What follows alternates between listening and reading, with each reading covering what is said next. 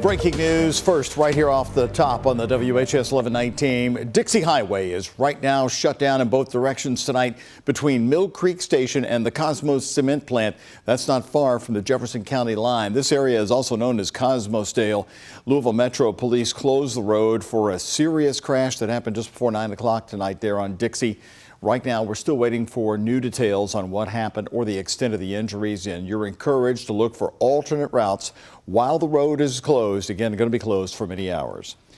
And hello, everybody. I'm Doug Proffitt. Also new right now on the WHAS11 team, a Louisville pilot is missing in the Bahamas tonight, and his wife is there leading the search. Chris Moore, a longtime pilot, took off from Florida on Sunday morning. He was flying by himself on a pathway that he has taken many times. I talked to his wife tonight in the Bahamas. Chris Moore took off from the Sebastian Municipal Airport on the east coast of Florida at 9 a.m. Sunday for a 3-hour flight to his destination at Marsh Harbor in the Bahamas. He's not been heard from since. I talked to his wife, Stacy, who rushed to the Bahamas from Louisville. He always texts me when he lands. And so when I did not receive, usually some silly cute text, I became, concerned. The ABC station in West Palm Beach reports that the Federal Aviation Administration sent out an alert for a single-engine BRM Aero Bristol that was reported missing from Sebastian Municipal Airport on Sunday. This is the plane Moore was flying. His wife sent me this photo. For some reason, the plane stopped sending its identifying signal as Chris was making the crossing. Stacy says they've since talked to 3 pilots who were landing in Marsh Harbor about the same time, communicating on headsets. We discovered on our own investigation that 3 pilots report him saying that he was 5 miles out on approach. Moore, 59 years old and a retired engineer, lives near Glenview on River Road. His wife says he's been flying for 9 years.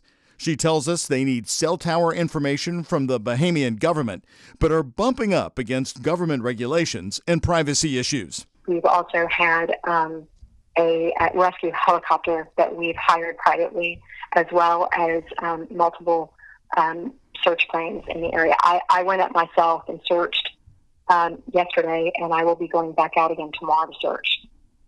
We have no sign of wreckage.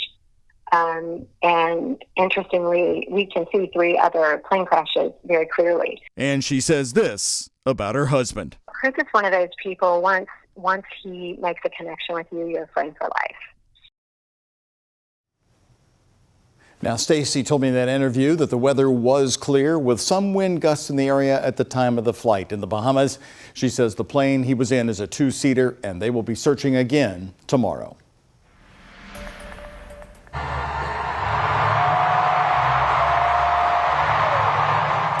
Happening right about 6 o'clock tonight, this was the scene. The cheers of thousands of people welcoming Vice President Kamala Harris and her brand new running mate, the Minnesota Governor Tim Walz, welcoming him there to the city of Philadelphia tonight. The pair appearing together for the first time since she announced her decision this morning. The rally kicking off a blitz of visits to battleground states. And it comes as the Trump campaign is ramping up its attacks on Harris's new VP pick. Here's ABC's Jay O'Brien. Tonight, the Democratic presidential ticket, Vice President Kamala Harris and her new running mate, Minnesota Governor Tim Walz, appearing together for the first time. Governor Tim Walz of the great state of Minnesota. I'm thrilled to be on this journey with you and Doug, this incredible journey. The two rallying supporters in Philadelphia just hours after Walz's selection as VP was finalized. A quick process completed in just the 2 weeks since President Biden dropped out. Sources familiar with the decision telling ABC News Walz was picked because of his background. A popular Midwestern governor, former congressman, teacher, and member of the Army National Guard. Harris posting a video of the calls she made to Walz. I want you to do this with me. Let's do this together. Would you be my running mate and let's get this thing on the road?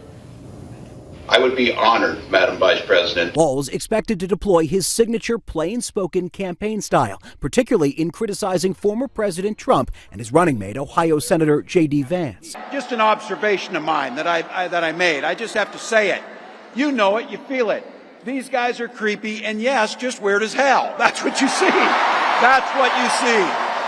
Walz's selection receiving a cross-section of support from across the Democratic Party, from progressives to moderates. His Midwestern appeal believed to be a draw to voters in must-win Rust Belt states like Michigan and Wisconsin.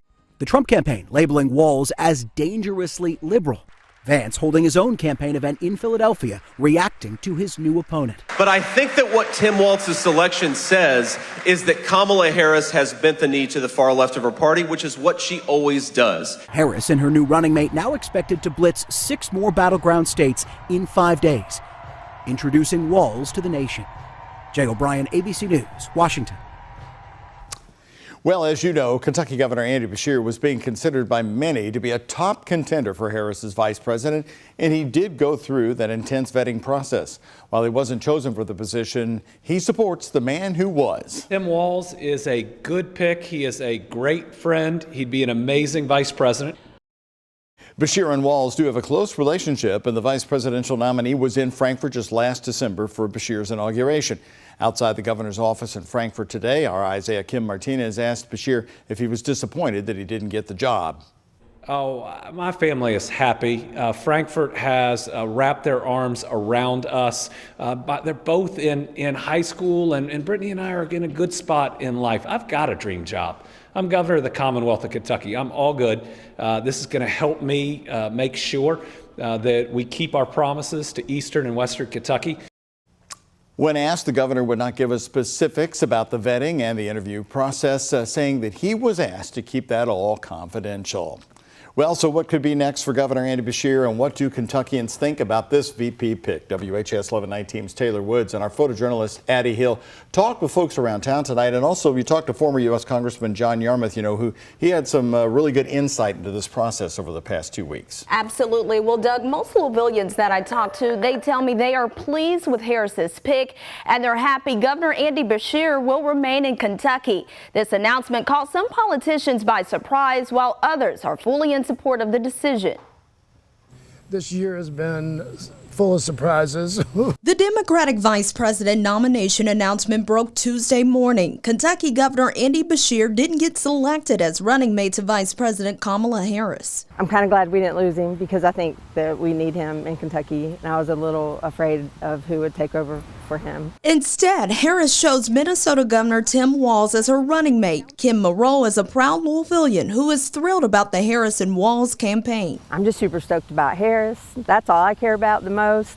And I've read a little bit about Tim Walz today. He looks like a super nice guy. The Walz decision came as a surprise to Republican Kentucky Senator Damon Thayer. He's a liberal governor in a red state. Ultimately, I predicted, that she would choose somebody from a state where she needed help. He also says he didn't expect to see Beshear's name on the short list. I thought he was named because the Democrats have a pretty thin bench. Former Democratic Congressman John Yarmuth supports the Walz pick and believes Beshear will be a great addition to a potential Harris administration.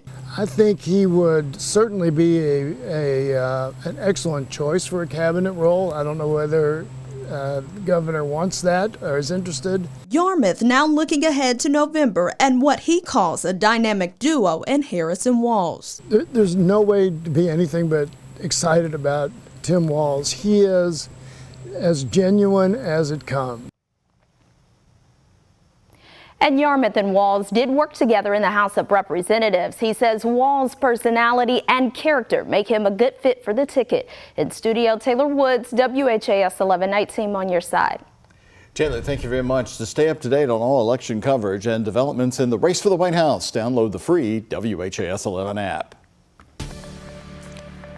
It was a scorcher out there today, folks. It's going to be a warm evening, but Ben Pine says we are just, about a day or two away for some major relief for August. Actually, some decent relief on the way tomorrow here, Doug, as we have a front that's moving into southern Indiana right now. Out ahead of it, still steamy out there after a 100-degree heat index this afternoon. It still feels like near 90 degrees. Here on Max HD radar and satellite, here comes that front in southern Indiana. Some heavy rain coming down, some rumbles of thunder around North Vernon along Highway 50. A lot of this is going to dissipate over the next couple of hours, likely not making it down to Louisville. So this front will move through mostly dry and drop us down to the 80s for highs for tomorrow. But we'll heat back up for the first day back to school for JCPS before some much bigger relief on the way for this weekend. We're also tracking Tropical Storm Debbie and the fall-like conditions that it could help bring our direction for this weekend, coming up in our full weather impact forecast. Ben, thank you. More of the top stories on the night team. The ongoing case of the former Clark County, Indiana Sheriff Jamie Knoll is now pitting family members against each other. Holding hands, Casey and Misty Knoll appeared in a Clark County courtroom today. Jamie's daughter and estranged wife have both pleaded not guilty to charges of theft and tax evasion. During today's hearing, Casey's attorney accused Jamie of manipulating his family. Away from Jamie's physical presence and his physical control, a much clearer picture of the control and the manipulation and the relationship that he had with his immediate family has emerged. Casey and Misty are also requesting that their bond be relaxed so they can travel to Louisville. The prosecutor, Rick Hurdle, told the judge he believed that was unwise, saying the bond is meant to be restricted. He says he is also unsure if more criminal charges could be placed against Casey and Misty. There are enough layers here that there are things that have been hidden by the defendants that the state has not uncovered at this point in time, and there may be still some uncovering at this point in time. In addition to the bond request, Misty and Casey also want to join their cases to be tried as one now. Judge Larry Medlock, still on the case, is expected to make a decision on the request during a phone conference next Tuesday. Several families are without a home tonight after this apartment fire that happened near Shively. The Shively fire chief says crews with his department, Louisville Fire and PRP responded to the fire on Dover Road around 3:30 in the morning. The chief says the 12-unit building, about 6 units were heavily damaged. No one was hurt, and the American Red Cross is now helping those people who were displaced.